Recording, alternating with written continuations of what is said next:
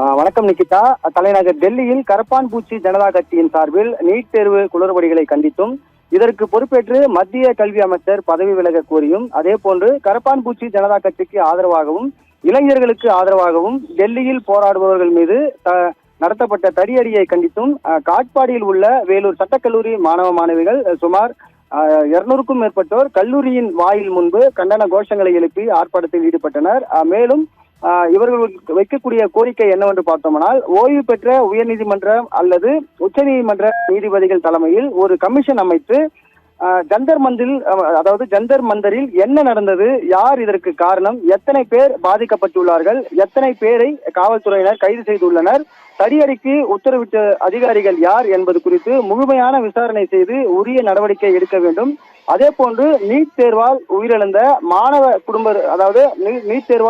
மாணவர் குடும்பத்தினருக்கு 1 கோடி ரூபாய் நிதி உதவி அளிக்க வேண்டும் என்ற கோரிக்கையும் இவர்கள் முன்வைத்திருக்கின்றனர். மேலும் இதற்கு மத்திய அரசு உரிய தீர்வு காணாதவரை இந்த போராட்டமானது தொடர்ந்து நடைபெறும்.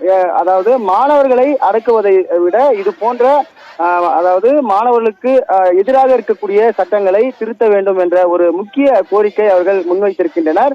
நீட் தேர்வை ரத்து செய்யும் வரை எங்கள் போராட்டம் ஓயாது என்றும் அவர்கள் தெரிவித்திருக்கின்றனர். நிகிதா,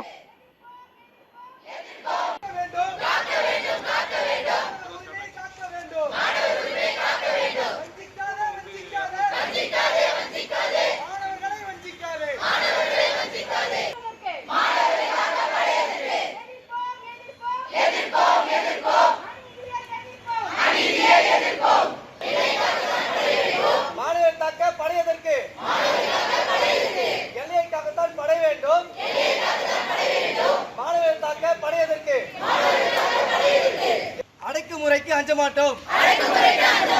வஞ்சிக்காதே வஞ்சிக்காதே, மாணவர் உரிமையை வஞ்சிக்காதே, பறிக்காதே பறிக்காதே, மாணவர் உரிமையை பறிக்காதே.